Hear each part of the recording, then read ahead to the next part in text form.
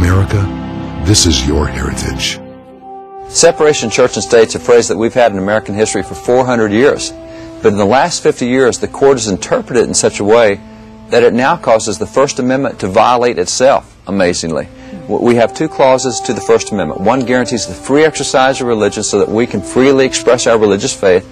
And the second prohibits the establishment of a national church. Well, the court now says, you know, if you exercise your religious faith, if you pray at a graduation, if you pray at a football game, if you pray at a city council meeting, you're unconstitutionally establishing religion. So what we've got now is if you do part of the First Amendment, you're violating the other part of the First Amendment. That is a really wacky interpretation. And when did that change? Well, it changed in 1947 when the Supreme Court decided that instead of using the language of the First Amendment, they're going to use the phrase separation of church and state to interpret the First Amendment. So that became the language of the First Amendment in their opinion, which is not necessarily bad. I mean, we use phrases to interpret constitutional clauses. But what they did, the phrase that had been given specifically to say that the free exercise clause is not to be touched by government. In other words, there's separation of church and state, and that will keep the government from stopping your free exercise of religion. 1947, the court says, we think separation of church and state goes better with the establishment clause. In other words, what we're going to tell you is that because of separation of church and state, you can't have the free exercise of religion in a public arena. Now, you can at home, you can at church, you can do free exercise of religion all day long if it's private, but don't try to get public with this. If your free exercise of religion gets public, then you've violated the separation of church and state. For just short of 2 centuries, the First Amendment had prohibited the federal government from halting public religious exercises. But now, somehow, the First Amendment means just the opposite. All because the court took an 8-word phrase from a private letter and twisted and completely reversed its meaning, and then made that phrase a replacement for the clear wording of the Constitution. That 1962 case redefined the First Amendment, and it's notable for other reasons as well, particularly for its use, or lack thereof, of precedents. Recall that when the 1892 Supreme Court unanimously ruled that Christian principles must remain the basis of American laws and institutions, it had offered nearly 80 precedents as a basis for that decision. The 1962 case was just the opposite, providing virtually no precedents to support its removal of voluntary school prayer.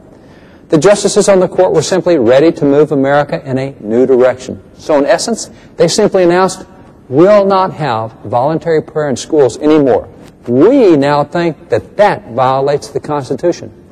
Within 12 months of that original decision, in 2 additional cases, the court reaffirmed its removal of voluntary prayer and then broadened its prohibition to include Bible reading at school.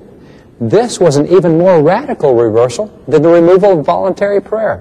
How do they get by with chaplains that pray before sessions of Congress, before senatorial, you know, I mean, how does that work? It's infuriating.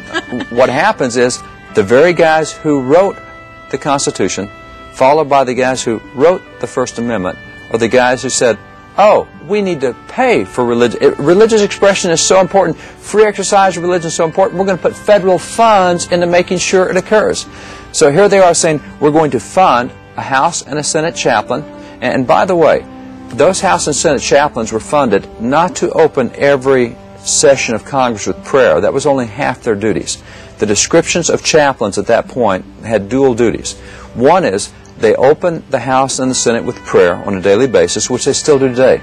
The second part of their original responsibilities were they were supposed to preach divine service, or Sunday sermons, every Sunday at the U.S. Capitol.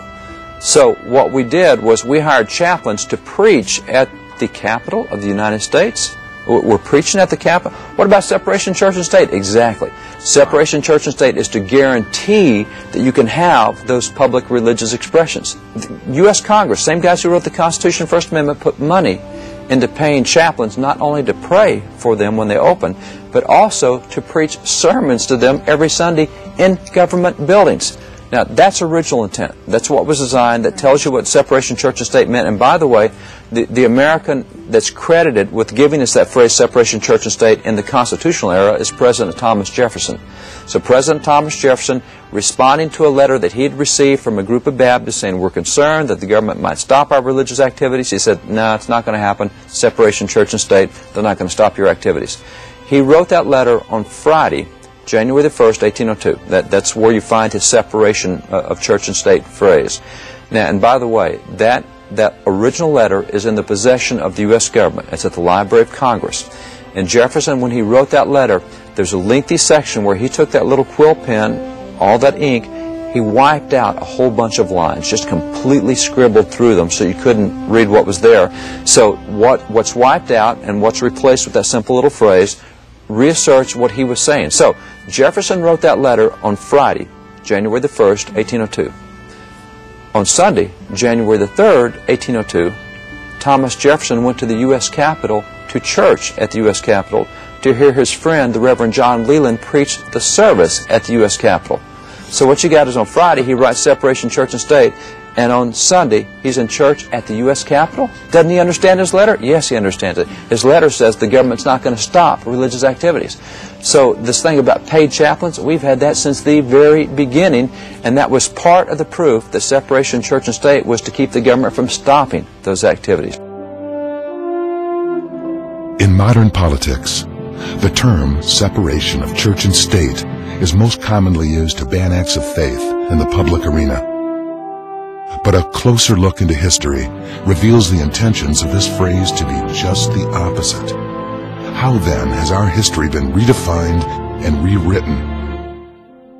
Discover our nation's godly history in the American Heritage series. America, this is your heritage. Military chaplains have been the subject of a lot of attention recently.